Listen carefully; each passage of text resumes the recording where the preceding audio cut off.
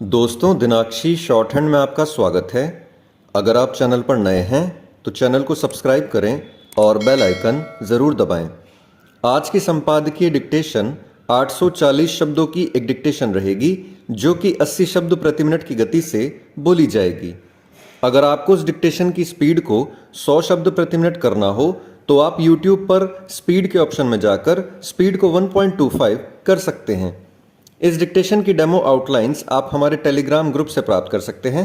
और अगर आपको इस संपूर्ण संपादकीय मैटर की सभी एडवांस आउटलाइंस और वाक्यांश की आवश्यकता है तो आप हमारा editorial special paid batch join कर सकते हैं।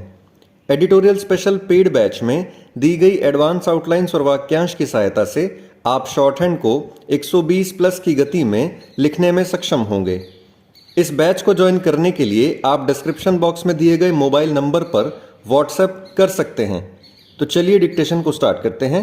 डिक्टेशन 5 सेकंड बाद स्टार्ट होगी। Ready, start.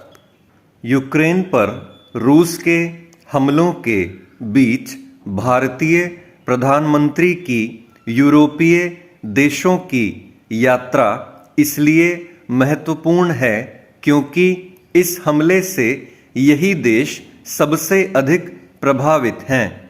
इसकी भी अनदेखी नहीं की जा सकती कि ये देश चाहते हैं कि भारत रूस की उसी तरह निंदा करे जिस तरह उनकी ओर से की जा रही है।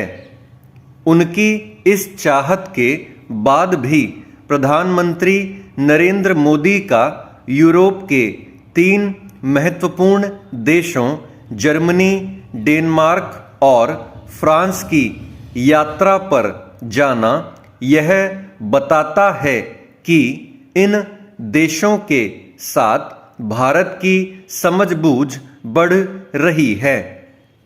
इसका पता इससे चलता है कि जहां बर्लिन में जर्मन चांसलर ने रूसी राष्ट्रपति से युद्ध रोकने को कहा, वहीं भारतीय प्रधानमंत्री ने भी यह कहने में संकोच नहीं किया कि इस युद्ध में किसी की भी जीत नहीं होगी।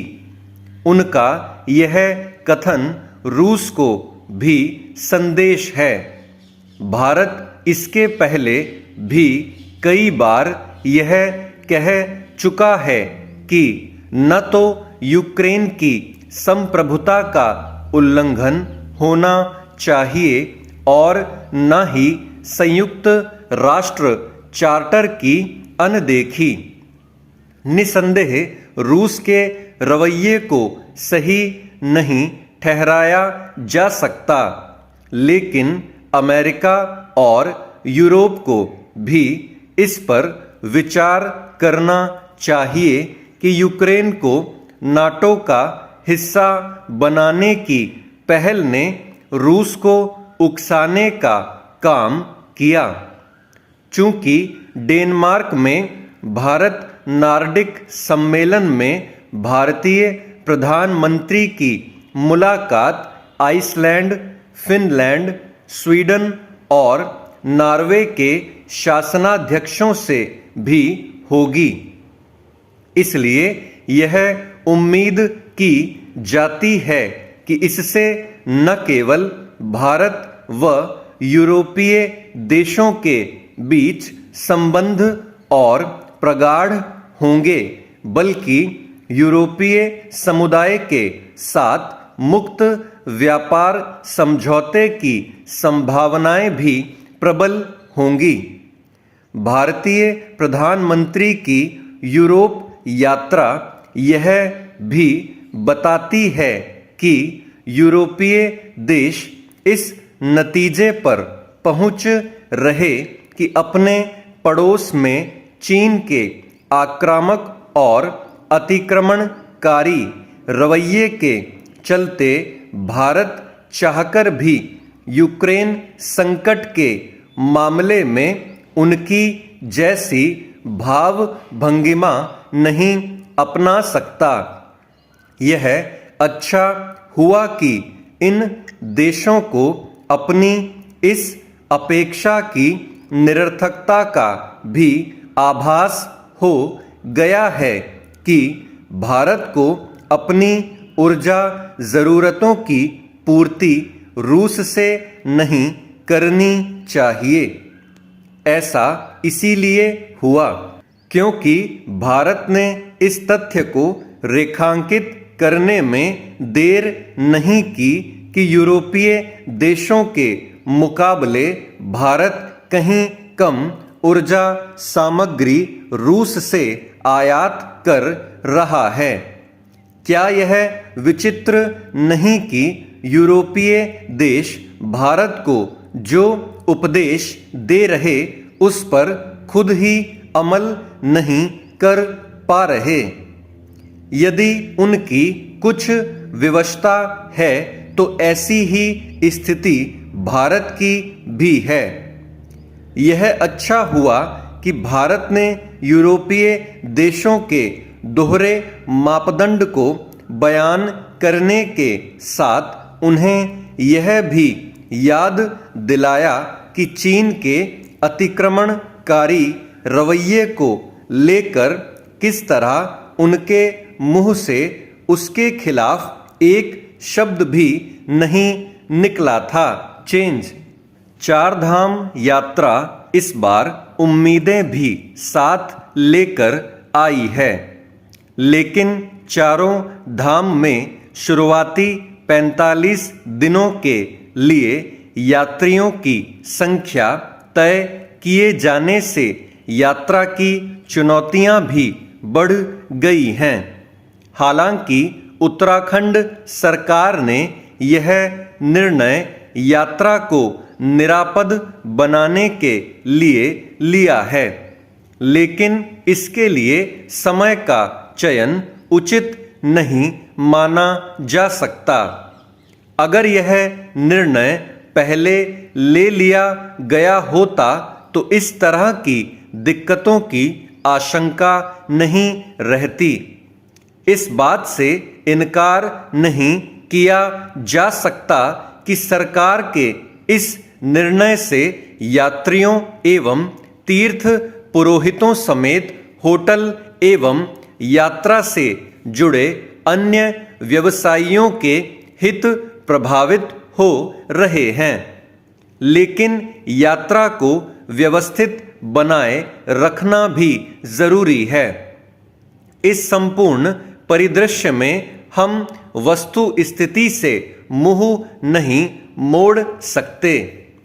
यात्रा शुरू होने से पूर्व ही लगभग 4 लाख यात्री चारधाम के लिए पंजीकरण करा चुके हैं। होटल धर्मशालाएं भी 30 जून तक के लिए बुक हो चुकी हैं। लिहाजा चारों धाम के लिए प्रतिदिन यात्रियों की संख्या तय कर दिए जाने से सहूलियत की जगह मुश्किलें भी बढ़ सकती हैं। बीते वर्षों के अनुभव इसकी बानगी प्रस्तुत करते हैं। पुराने रिकॉर्ड पर नजर डालें तो यात्रा के शुरुआती दिनों में सिर्फ बाबा केदार के दर्शन करने वालों की संख्या ही प्रतिदिन 25 से 30 हजार के बीच पहुंच जाती है। वर्ष 2019 में तो एक ही दिन में 36,000 यात्रियों ने दर्शन किए थे। फिर इस बार तो यात्रियों की संख्या और बढ़ने की उम्मीद है। ऐसे में यात्रियों को पड़ाव स्थलों पर रोकने के लिए प्रशासन को खासा पसीना बहाना पड़ेगा। बीते वर्षों में कई बार प्रशासन ने जब भी मौसम खराब होने या अन्य कारणों से यात्रियों को पड़ाव स्थलों पर रोका तो उसे भारी विरोध का सामना करना पड़ा। दरअसल देश विदेश से यात्री अपना कार्यक्रम तय करने के बाद ही चारधाम यात्रा पर निकलते हैं। ऐसे में अग्रिम बुकिंग हो जाने के बाद यात्रियों को पड़ावों पर रोके जाने से उनका पूरा कार्यक्रम गड़बड़ा जाएगा। यहाँ तक उनके वापसी के टिकट भी बेकार हो जाएंगे। यह ठीक है कि चारधाम आने वाले प्रत्येक यात्री का अनिवार्य रूप से रजिस्ट्रेशन हो रहा है और उनका सही आंकड़ा प्रशासन को पहले ही उपलब्ध हो जाएगा। यही नहीं, चारों धाम में यात्रियों की संख्या सीमित करने का निर्णय भी सरकार ने संबंधित जिला प्रशासन और पर्यटन विभाग से मिली फीडबैक के आधार पर ही लिया है। इसमें यात्रियों की व्यवहारिक दिक्कतों को ध्यान रखा जाना भी जरूरी है। स्टॉप। दोस्तों, डिक्टेशन अच्छा लगा हो तो वीडियो को लाइक और शेयर करें और चैनल को सब्सक्राइब करके बेल आइकन जरूर दबाएं। इस डिक्टेशन की आउटलाइंस आप हमारे टेलीग्राम ग्रुप से प्राप्त कर सकते हैं। तो चलिए अब आपसे अगली वीडियो में मुलाकात होगी। तब तक के लिए धन्यवाद।